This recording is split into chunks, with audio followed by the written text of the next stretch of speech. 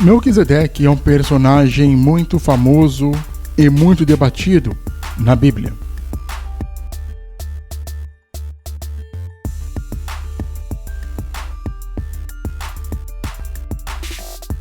No Salmo 110 está escrito: O Senhor jurou e não se arrependerá.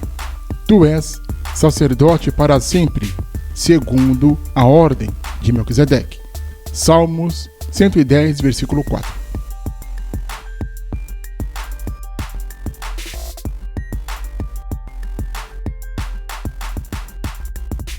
O rei Davi sabia da história de Abraão e dos 9 reis que guerrearam na época de Abraão. E Melquisedeque entra no cenário mundial de sua época para visitar e honrar Abraão. Nós vemos que Davi trata Melquisedeque como um rei divino e não como um rei secular.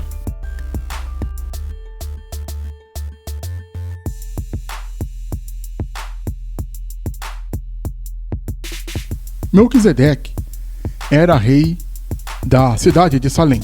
Está escrito: porque este Melquisedeque, que era rei de Salém, sacerdote do Deus Altíssimo, e que saiu ao encontro de Abraão quando ele regressava da matança dos reis, e o abençoou.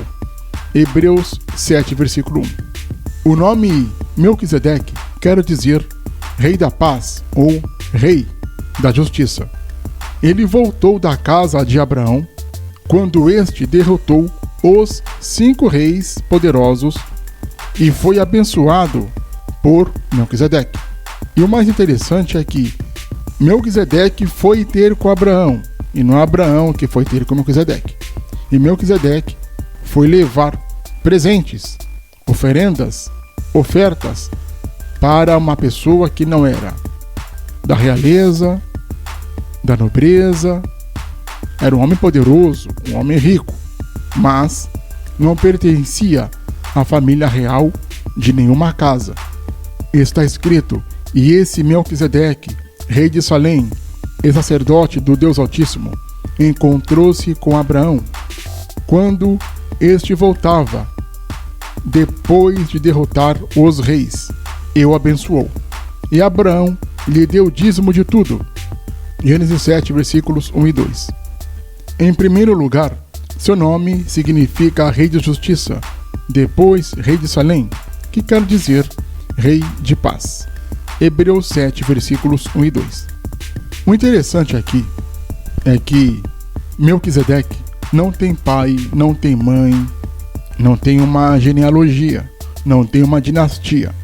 Está escrito: sem pai, sem mãe, sem genealogia, sem princípio de dias e nem fim de dia. Feito semelhante ao Filho de Deus, ele permanece sacerdote para sempre. Hebreus 7, versículo 3. Na época, em todo o Oriente e quase todo o planeta, os reis tinham que ter uma certa linhagem, que hoje em dia é chamada como dinastia, linhagem real. E Melquisedeque não tem.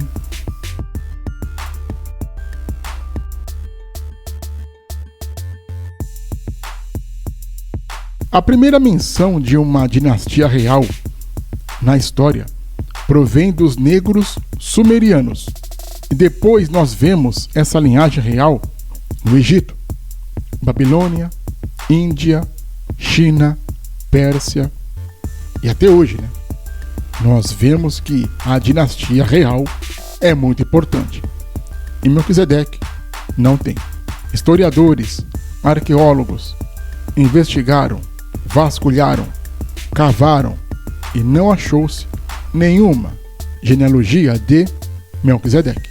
Não é de estranhar que logo Melquisedeque não era contado como um rei que fosse filho de algum rei anterior a quem este sucedera.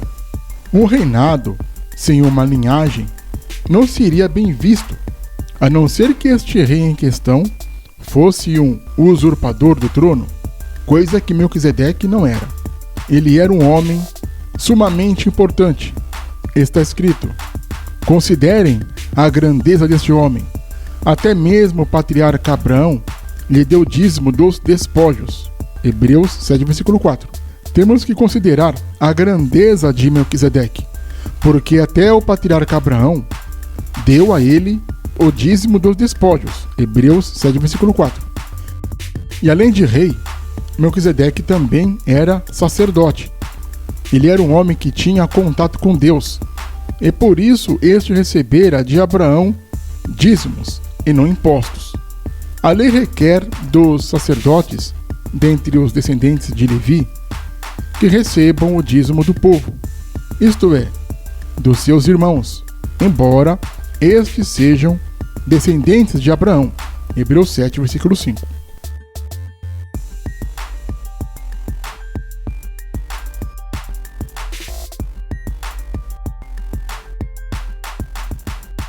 Segundo a lei de Moisés, somente quem era da tribo de Levi poderia receber os dízimos. Está escrito: eis que aos filhos de Levi tenho dado todos os dízimos em Israel por herança, pelo ministério que executam o ministério da tenda da congregação. Números 18, versículo 21. Só que Levi, Moisés e sei lá mais quem, ainda não tinham nascidos. E a lei de Moisés ainda não existia.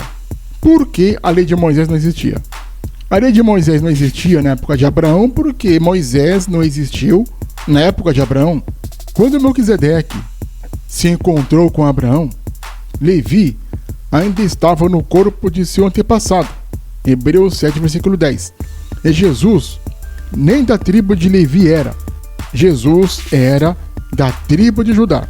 Está escrito: pois é evidente que o nosso Senhor descende de Judá, tribo da qual Moisés nada fala quanto ao sacerdócio. Hebreus 7, versículo 14. Melquisedeque não é levita, porque os levitas não existiam. Não recebeu o dízimo da lei mosaica, porque Moisés não existia na época. E Jesus era da tribo de Judá, não era da tribo de Levi.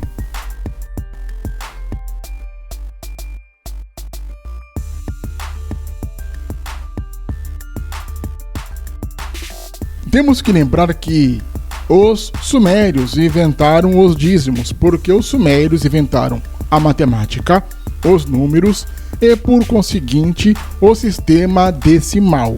E o dízimo provém do sistema matemático decimal, inventado pelos sumérios. Quando Melquisedeque recebe os dízimos de Abraão, ele recebe segundo o costume sumeriano. Tanto é que o rei Anrafel, rei de Sinar, é um rei sumeriano, porque Sinar é um outro nome para a Suméria.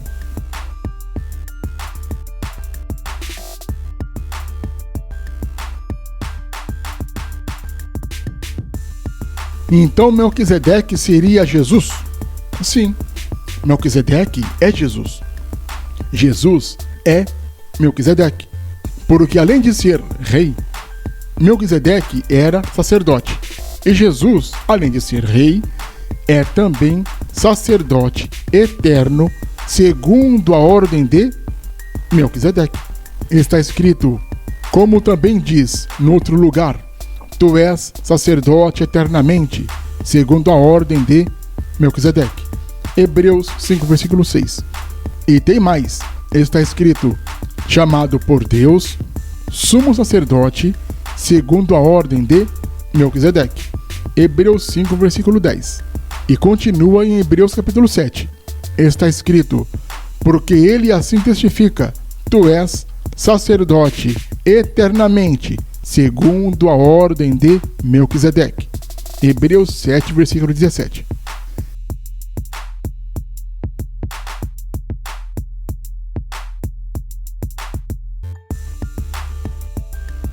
Jesus, embora não pertencesse à tribo de Levi, ele é o novo sacerdote da nossa fé, pois a lei levítica fora abolida para nunca mais voltar e nunca mais existir.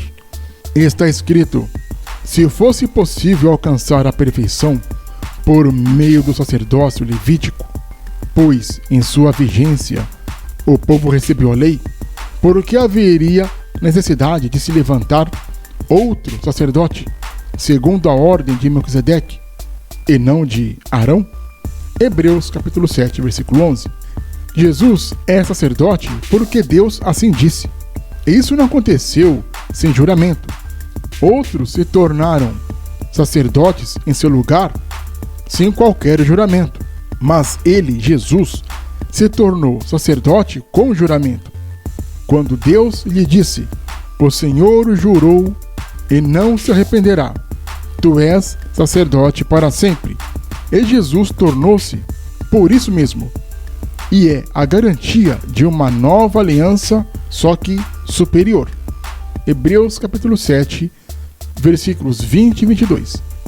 Além de tudo, o sacerdócio de Jesus é eterno, que tal poder reverberará, obviamente, por toda a eternidade.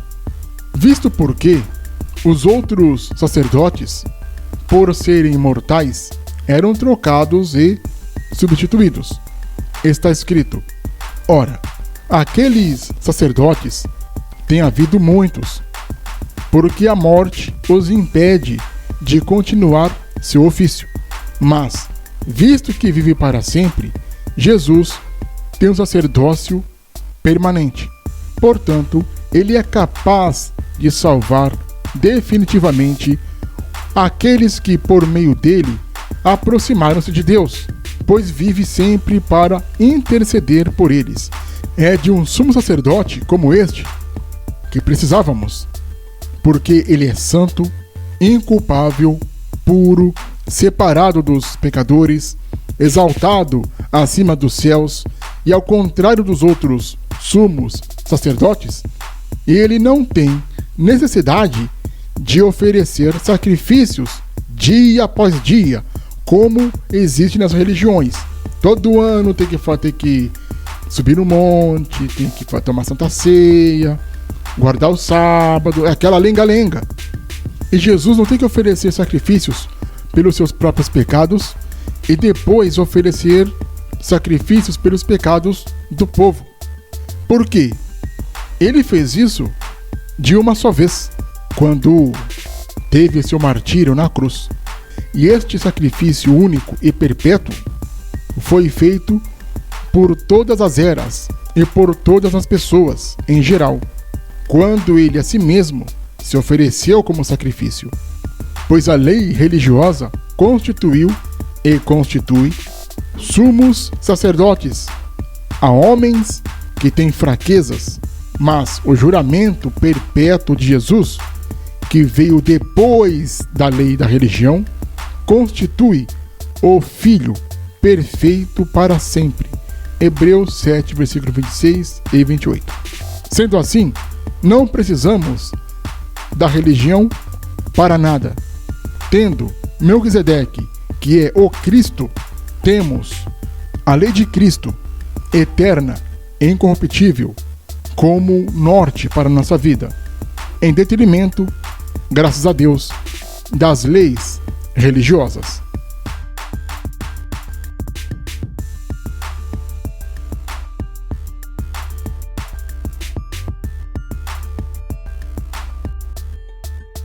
Não esqueça de se inscrever no canal. Clique no sininho para receber as notificações. Compartilhe o canal. Dê o seu like. Deixe também seu comentário.